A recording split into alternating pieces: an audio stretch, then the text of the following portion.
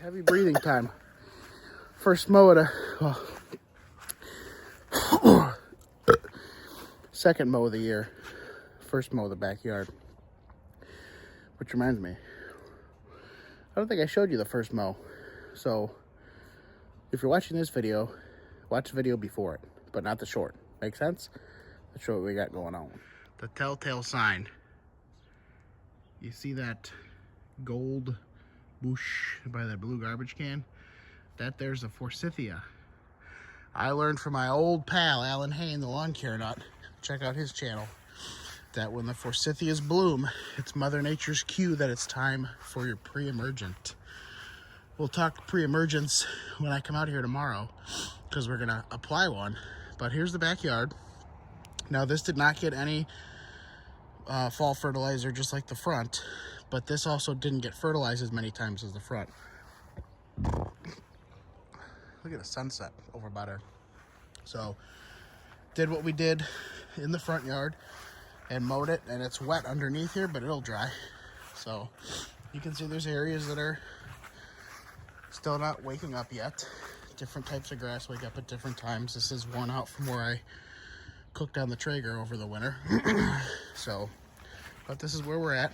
We got the usual vole damage and other things. You can see that's some vole trails, and that's where some kind of creature's been coming through the fence. I've had deer prints back here. They jumped the fences. I got a beer can marking a hole where the voles live. But you can see this is a vole trail. This is vole trails here, running under those rocks. If you see that, don't panic. You get into your routine of proper mowing and fertilizing and watering, you'll be fine. They'll go away, or you won't even see them. I had voles all summer last year and never even saw them. So anyways, like I said, go back to last week's. Here's another good example. It's a vole track, and they're going underneath this pot, which had tomatoes in it. Strawberries coming in. Not the berries themselves, but the plant. I mean, they just decimated. This whole thing was grass. But the voles went in there and had a field day. So, it looks pretty good.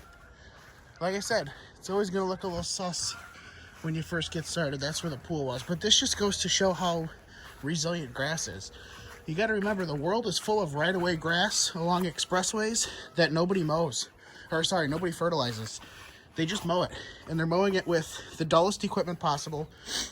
And they're taking weed seeds from one place to another. Someday I'll become a real YouTuber and stop flipping the camera mid-video, but I just don't care at this point. So that's all I'm going to do tonight. I'm going to focus on getting dinner ready, cleaning up back here. Tomorrow, we're going to send it.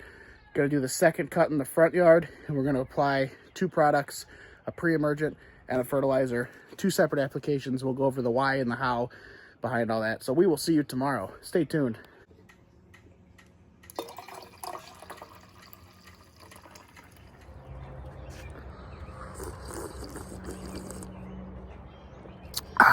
Morning, everybody. It's the next day. I told you I'd be back. So we're just having some coffee and plotting our attack for today. Yesterday we mowed the back, and I hope you tuned into the video from the week before. Actually, it was two weeks ago. It was the last weekend in March. We had a severe weather outbreak right after the video ended.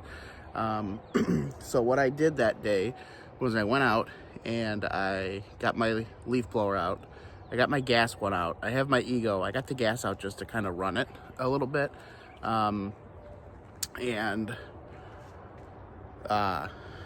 it sat most of the season last year. So I ran it and I cleaned everything up. I took that leaf blower and I kind of fluffed up the grass. I don't want to give too much away because I really want you guys to go back and watch it. It's short. It's like under 3 minutes, but it's kind of, there's a loud woodpecker.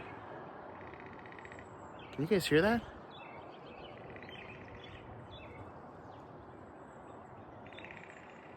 It's like a jackhammer. Better on a tree than in someone's house. So yeah, it's basically what to do to start the year in your lawn. I'm I got, as Al would say, as Lawn Care Nut would say, I got the bounty hunter eyes, so for better. So yeah, so that's kind of what I did. Is it's kind of what to do to start in your lawn right after the snow is done falling and it melts and it's early spring, it's false spring. You don't know if it's going to be cold, warm. It's warm for a few days and then it's cold. You're still getting frost in the morning. Just the very first steps you can do. And then fast forward to a couple weeks later, and today is the day that we're going to do all the fun stuff in the lawn. So stick around.